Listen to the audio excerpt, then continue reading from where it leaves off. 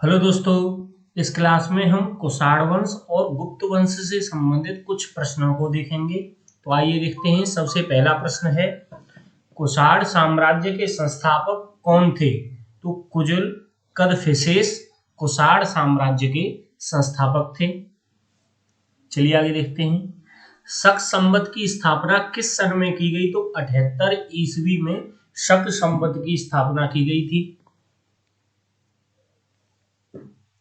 चलिए नेक्स्ट देखते हैं।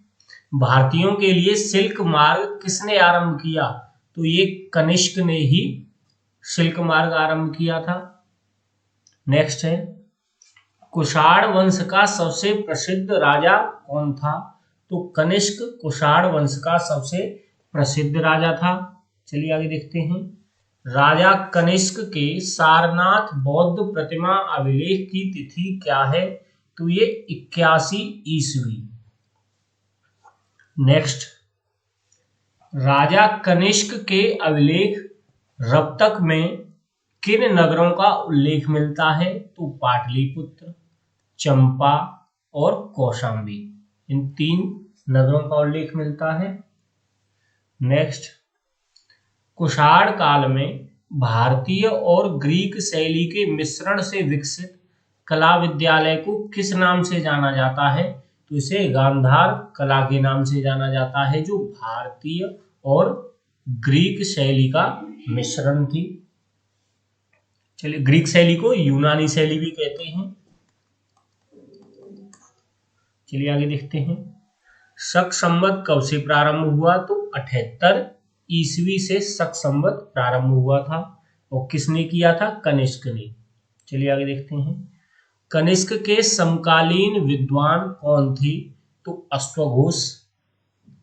इन्होंने बुद्ध चरित्र की भी रचना की थी, जिसे बौद्धों का रामायण भी कहा जाता है। फिर थे वसुमित्र और नागार्जुन। नागार्जुन को शून्यवाद का जनक माना जाता है। चलिए आगे देखते हैं। राजा कनिष्क किस वर्ष में राज्य सिंहासन पर आरूढ़ हुए? तो 78 ईस्वी में, और तभी इन्होंने शक संवत प्रारंभ किया था। नेक्स्ट, बुद्ध का किसके सिक्कों पर अंकन किया हुआ है?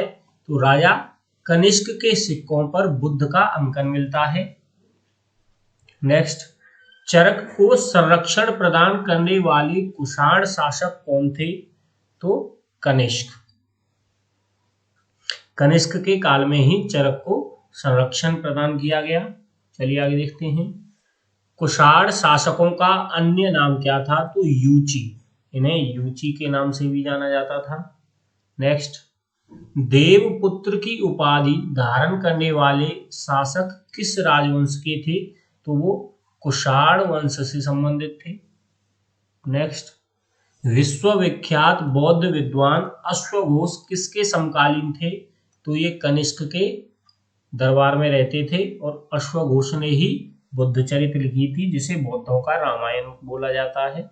नेक्स्ट, किस कुशल शासक के सिक्कों पर कुषाण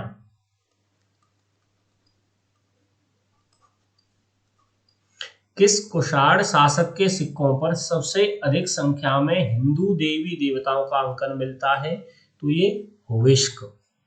कुषाण शासक हुविष्क के सिक्कों पर सर्वाधिक संख्या में हिंदू देवी देवताओं का अंकन मिलता है। नेक्स्ट, कुषाण शासक कनिष्क की राजधानी कौन सी थी? तो ये थी पुरुषपुर। नेक्स्ट, मथुरा में देवकुल की स्थापना किन शासकों ने की थी? तो वो कुषाण शासकों ने ही की थी।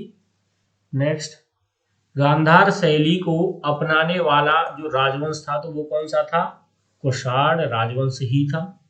नेक्स्ट, कुषाण भारत में कहां से आए थे? तो ये पश्चिमी चीन से आए थे। नेक्स्ट है, शक संवत किस हिंदू माह से प्रारंभ होता है? तो ये चैत्र मास से प्रारंभ होता है। नेक्स्ट, कैसर या सीजर की उपाधि धारण करने वाला कुषाण शासक कौन था? तो ये कनिष्क ही था, जिसने कैसर या सीजर की उपाधि धारण की थी। नेक्स्ट है, कनिष्क की प्रथम राजधानी क्या थी? तो ये पेशावर या पुरुषपुर कनिष्क की प्रथम राजधानी थी। नेक्स्ट है, कनिष्क की दूसरी राजधानी क्या थी? तो ये मथुरा थी। नेक्स्ट है, राजा कनिष्क ने कनिष्कपुर शहर कहाँ बसाया था? तो ये कश्मीर में था।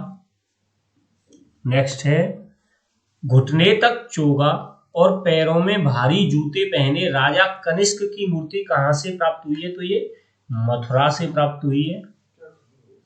नेक्स्ट है, द्वितीय अशोक कुषाण वंश के किस शासक को कहा जाता है? तो ये कुषाण शासक कनिष्क को ही द्वितीय अशोक बोला जाता है।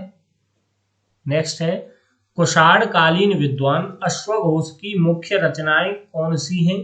तो एक तो है बुद्धचरित जिसे बौद्धों का रामायण बोला जाता है, और एक है सूत्रालंकार। तो ये अश्वघोष की रचनाएं थी। नेक्स्ट है, मार्टिन लूथर से किस कुषाण कालीन विद्वान से होती है? तो नागार्जुन। ये कंपैरिजन की बोल रहा है। चलिए आगे देखते हैं। इन्हें शून्यवाद का जनक भी बोला जाता है नागार्जुन को, और भारत का आइंस्टीन भी बोला जाता है। चलिए आगे देखते हैं। नागार्जुन द्वारा रचित ग्रंथ का नाम क्या है? तो माध्यमिक सूत्र, जिसमें सापेक्षता का सिद्धांत भी दिया गया है। तो ये माध्यमिक सूत्र नागार्जुन ने लिखी थी। चलिए आगे देखते हैं। बौद्ध धर्म का विश्वकोश किसे कहा जाता है? तो वसुमित्र द्वारा रचित महाविभाष्य शास्त्र को बौद्ध धर्म का विश्वकोश बोला जाता है। नेक्स्ट, कलहन की राजतरंगिणी में राजा हुविष्क द्वारा स्थापित किस शहर की जानकारी मिलती है? तो ये हुविष्कपुर या हुष्कपुर, इसकी जानकारी मिलती है। नेक्स्ट है, भारतीयों के महान रेशम मार्ग को किसने प्रारंभ करवाया था? तो ये कनिष्क ने प्रारंभ करवाया था। नेक्स्ट है, भारत का आइंस्टीन किसे कहा जाता है? नागार्जुन को। इन्होंने पुस्तक लिखी थी माध्यमिक सूत्र, और इन्हें भारत का आइंस्टीन भी बोला जाता है।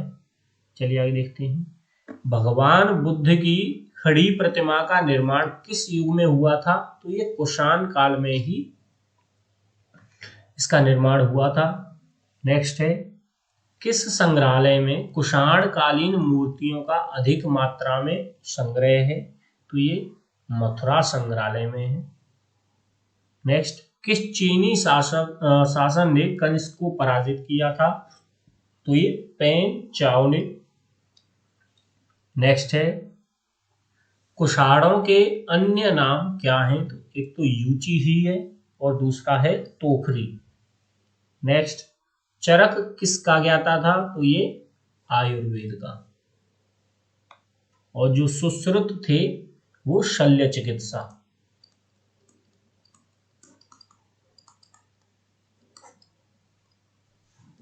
चलिए आगे देखते हैं। गुप्त काल में उत्तर भारतीय व्यापार निम्न किस एक पत्तन से संचालित होता था? तो ये ताम्रलिप्ति एक पत्तन था, यानी बंदरगाह था, और यहाँ से उत्तर भारत का व्यापार होता था गुप्त काल में। चलिए आगे देखते हैं। गुप्त शासकों द्वारा जारी किए गए चांदी के सिक्के क्या कहलाते थे? तो इन्हें रूपक बोला जाता था।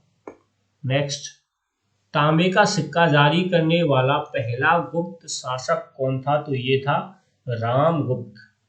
नेक्स्ट है, किस गुप्त शासक ने दक्षिणापथ में स्थित 12 राज्यों पर धर्म विजय प्राप्त की थी? तो समुद्रगुप्त ने। समुद्रगुप्त को भारत का नेपोलियन बोला जाता है।